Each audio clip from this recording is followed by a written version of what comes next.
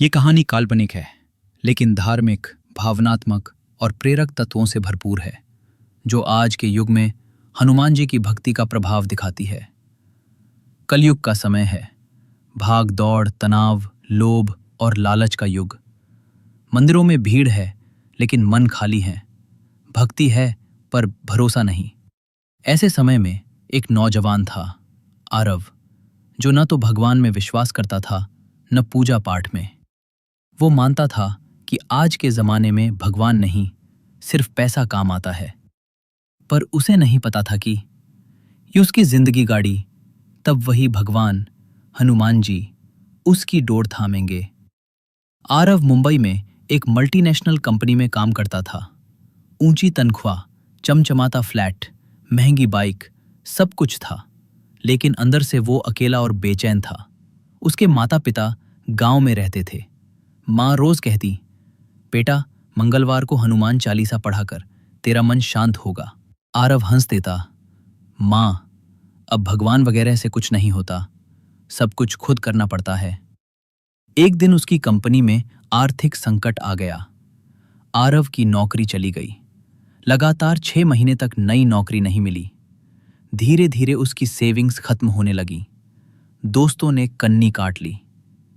उसकी गर्लफ्रेंड ने भी साथ छोड़ दिया। तनाव इतना बढ़ गया कि उसने डिप्रेशन की दवाएं लेनी शुरू कर दी। एक रात निराशा में डूबा आरव खिड़की से बाहर देखते हुए रो पड़ा। तभी उसे माँ का दिया हुआ हनुमान चालीसा दिखा, जो वो एक कोने में रखकर भूल गया था। उसने बिना सोचे वह किताब खोली और पढ़ना शुरू किया।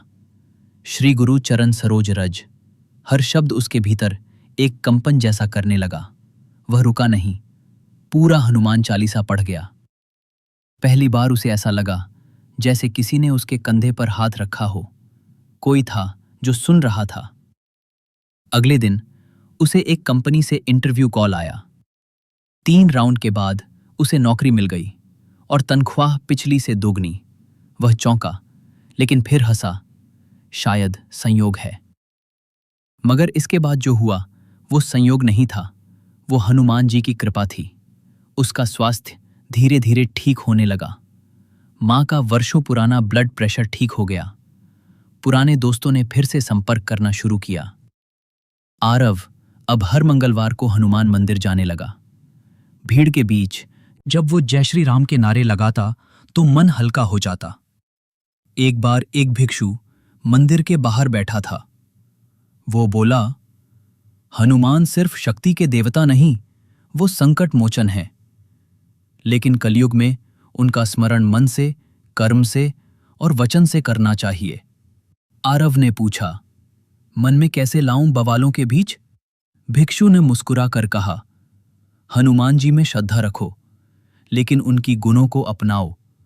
सेवा, नम्रता, त्याग और समर्पण, वही असली भक्ति है। उस दिन से आरव ने हर दिन 10 मिनट ध्यान लगाकर राम राम नाम का जाप शुरू किया। वो हर मंगलवार मंदिर जाकर 5 बुजुर्गों को भोजन कराता। 2 वर्षों में आरव की जिंदगी बदल गई। उसने एक एनजीओ खोला, बजरंग सेवा संस्थान, जो गरीब बच्चों की पढ़ाई और भोजन की व्यवस्था करता है। वह अब सिर्फ नौकरी नहीं करता, समाज को वापस देता है।